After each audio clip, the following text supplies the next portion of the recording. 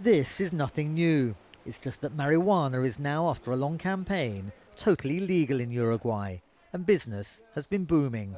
We think that the risk is worth the final result, that will be a democracy that respects their citizens' right to love a plant and to have a plant on the intimacy of their houses and to smoke if they want.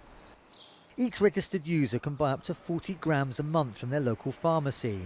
But Uruguay's banks are now threatening to close the accounts of those pharmacies selling the drug, stopping their use of plastic cards. They say they're under pressure from US banks, which by US law cannot trade with any company linked to the illegal drug industry. We see an absurd situation. The Uruguayan financial situation is being penalized with strong legislation which is not in place in Canada or the US.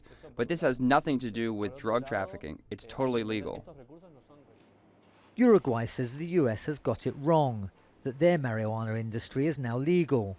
A delegation has been to the US to put their case, while the industry is looking at selling outside the bank system. The system is now strongly regulated, very controlled. The state is heavily involved, so that's why we feel it'll be easy to show that we have nothing to do with drug trafficking or money laundering. Business is being done in legal enterprises, controlled by the state.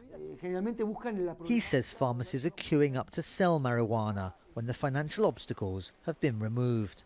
This is as normal and as legal as growing tomatoes. A backroom, backstreet industry is emerging from the shadows and taking its place in mainstream Uruguayan society.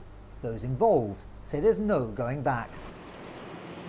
Uruguayan users say legalization has seen the illegal drug trade reduced, while the stigma attached to marijuana is receding. Now you're sure you're going into a business premises which is open to the public, so now you're not in danger. The move still has opponents, both here and abroad, but Uruguay's growers and smokers say marijuana use is now so normal, many are wondering what all the fuss was about.